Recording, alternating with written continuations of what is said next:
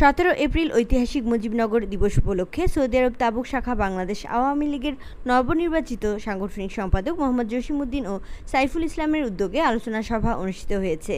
Saudi আরব তাবুক প্রতিনিধি ইসমাইল খান টিটু জানান, তাবুক দাখিলে আয়োজিত ঐতিহাসিক মুজিবনগর দিবস উপলক্ষে আলোচনা সভায় সভাপতিত্ব করেন তাবুক শাখা বাংলাদেশ আওয়ামী লীগের সহসভাপতি ইসমাইল হোসেন মিজি।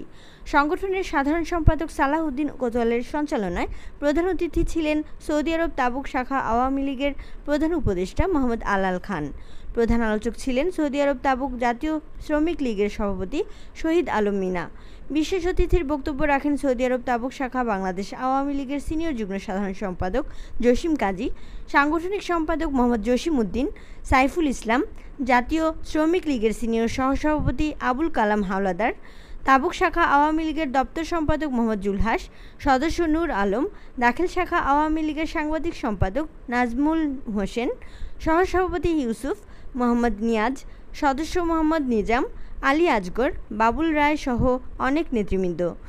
ঐতিহাসিক মুজিবনগর দিবসে বক্তারা মুক্তিযোদ্ধা চলাকালীন মুজিবনগর সরকারের বিভিন্ন ইতিহাস তুলে ধরেন।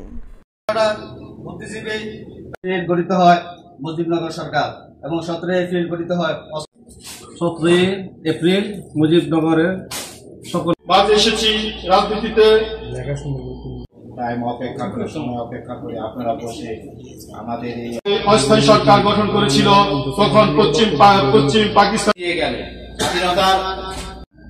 আজ আমরা সবাই একত্রিত হয়েছি, স্মরণ করি, শ্রদ্ধা করে 30 লক্ষ শহীদকে স্মরণ করি